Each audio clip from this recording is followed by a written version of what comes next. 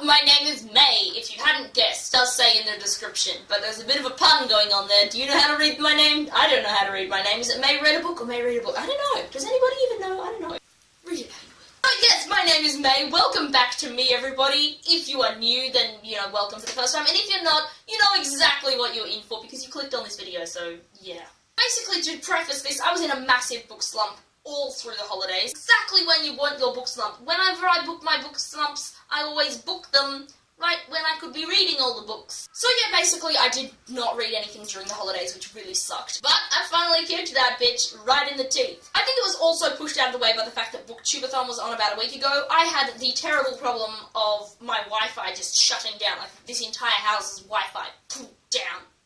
Still not working. Kind of a little bit late, I know, but I'm gonna give a bit of a wrap of what I read in July, maybe a little bit of what I've read already in August.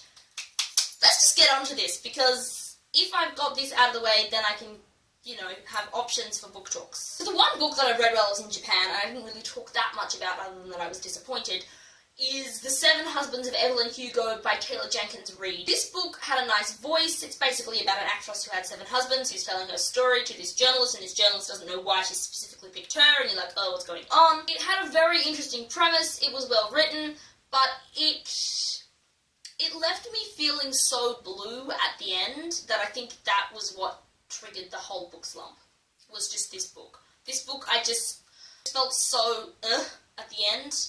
I gave this book 3.5 stars on Goodreads, maybe 4, I don't really know. But it was still quite a good book, and if you enjoy it, I did enjoy it, I didn't like the way it made me feel at the end. Then the first book which I read for July, which was the name of the book club's pick of the month, was Fury Born by Claire Legand. I think that's how you pronounce her name. This book I gave 2 stars on Goodreads. I really didn't like this book. This book just made the slump even worse. I literally finished it as I was walking over to book club because I had been listening to the entire book on 3 times speed since 6 o'clock that morning to try and get it over with. I really hated this book. Well, not hated, just seriously disliked. Basically everything in this book that you think you see coming happens. Yeah, nothing changes. That's exactly what happens. The only thing it surprised me in was that it didn't surprise me. This book had cool premises and then just basically sat down and cried. It didn't do anything. But that was okay because the next book actually is the August pick for the name of the book club. That is Spinning Sylva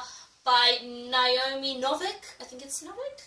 Can't speak English, okay? I don't do words. This book I gave a shiny 5 stars on Goodreads because this was the finest book I've read in a while. I really liked the vibe. The vibe that it gave me was really fun. A very Northern European feel.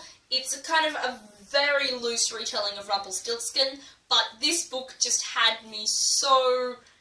I was so in it for all the characters. I loved the female empowerment. I loved the bad guys and the character progression of everyone and the way the story built upon itself. The next book I read was The Long Earth by Terry Pratchett and Stephen Baxter. This book I gave 4 stars on Goodreads. The reason why I lost that 1 star was kind of because it felt a little bit dry at times, and I'm blaming you, Baxter, because Pratchett wouldn't do this to me! This book is basically about the premise/idea of if you have a whole bunch of worlds all kind of next to each other, and all you have to do is step sideways, and I'd step, to the same point in Australia where Brisbane would be in this parallel world. But basically the idea is what would happen if the ability to just step into a whole new Earth at whim was available to everyone, and what that would mean for the government and economics and society and culture and all of that. It's a very interesting idea, poses some very interesting questions. I really liked the thought that went into this, and I would definitely like to continue with this. But, yeah, basically, Baxter, what did you do? I just wanted Pratchett. Like, you were fun, but Pratchett, I just wanted him. Now to what I'm currently reading. The book that I only have a few chapters left in is Ready Player One. Yes, I'm finally finishing it. If you don't know much about this, basically virtual reality, Easter egg, all everybody hunting inside the virtual reality to find big wealth. Waha. The next book I'm reading is finally finishing the final book in the Farseas trilogy, Assassin's Quest. If you don't know much about it, it's kind of a bit hard to describe. I'm so far from the first book, I can't even think what happens in the first book.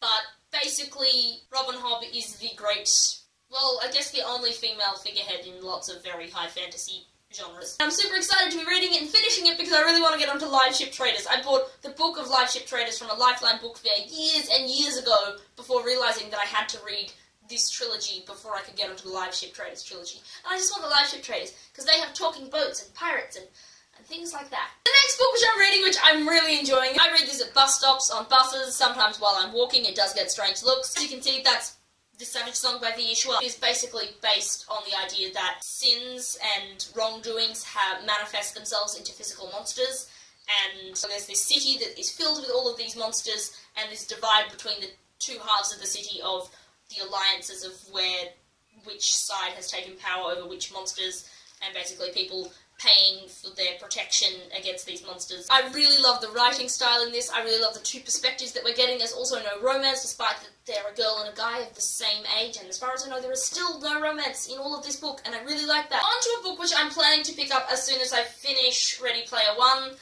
and that is... Oh gosh, I can't believe I'm saying this. I can't believe I'm saying Throne of Glass by Sarah J. Maas. I got it for $4.50 at QBD Books because it's slightly damaged. I decided that was too good of a steal to not pick up. The final book in this series is coming out at some point. I don't know when it comes out. It'll be out.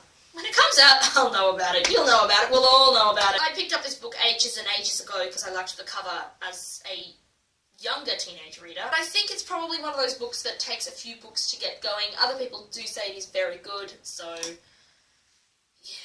doing it, taking one for the team. I plan to vlog my whole experience of this because I feel like it's such a well-loved series that, like people vlogging their first time reading Harry Potter, vlogging my first time reading Throne of Glass will be just as interesting. What's this? Oh, that's just my complete works of Shakespeare.